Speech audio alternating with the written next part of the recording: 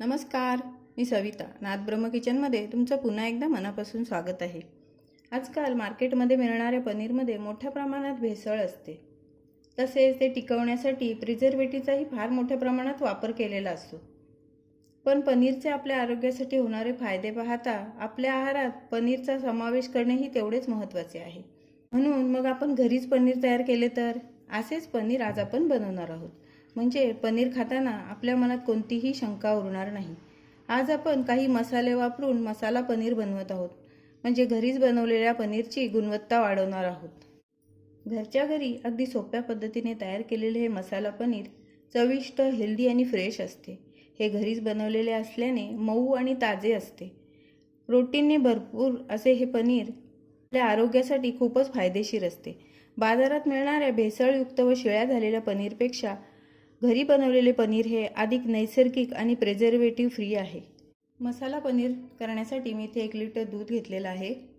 मसाले तुम्ही तुमच्या आवडीचे कोणतेही घेऊ शकता. मी इथे थोडी कोथिंबीर घेतलेली आहे, थोडा पुदिना, अर्धा चमचा काळी मिरी पावडर घेतलेली आहे, 1 चमचा मी इथे बडीशोप आणि ओवा असा जाडसर वाटून घेतलेला आहे, 1 चमचा चिली फ्लेक्स घेतलेला आहे, अर्धा चमचा मीठ, 1 चमचा कस्तुरी मेथी घेतलेली आहे आणि हे मी 3 चमचे विनेगर आणि 3 चमचे पाणी घेतलेले आहे. ते आपल्याला दूध फाडण्यासाठी लागणार आहे.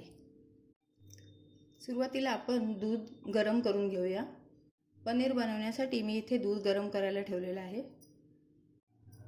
आपलं दूध गरम झाले. आपण आता त्याच्यामध्ये घेतलेलं हे विनेगर आणि पाणी थोडं थोडं टाकून आपल्याला दूध फाडून घ्यायचंय. आपलं दूध हे छान फाटायला सुरुवात झालेली आहे. आता आपण हे घेतलेले मसाले याच्यामध्ये टाकून घेऊया. सर्व ओवा आणि बडीशोप, चिली फ्लेक्स, काळी मिरी, मीठ आणि कोथिंबीर आणि पुदिना घेतलेला सर्व आपण याच्यामध्ये टाकून घ्यायचं आहे. मिक्स करून घ्यायचं आहे. आपलं पनीर छान तयार झालेलं आहे. आपण आता ते गाळून घेऊया.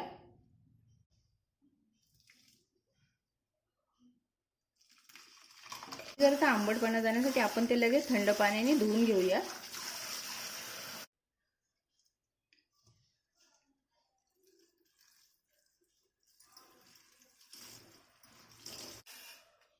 एक अशी चौकोनी प्लेट घेऊया आणि त्याच्यामध्ये आपण हे सेट करायला ठेवून देऊया.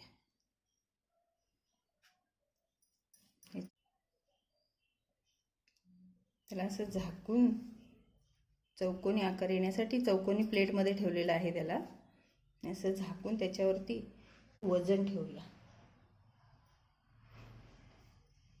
आणि 2 तासासाठी त्याला तसंच ठेवून देऊया. 2 तास झाले की मी तुम्हाला दाखवते. पनीरला 2 तास झालेले आहेत. पनीर छान सेट झालेले आहे. मी आता ते काढून घेते आणि तुम्हाला दाखवते. तुम्ही पाहू शकता किती छान आपलं पनीर सेट झालेलं आहे. मी आता तुम्हाला ते कट करून दाखवते. हे पहा, एकदम सुंदर होतं. आपण त्याच्यात वेगवेगळे मसाले टाकल्यामुळे त्याचं आपण गुणवत्ता त्याची वाढवलेली आहे.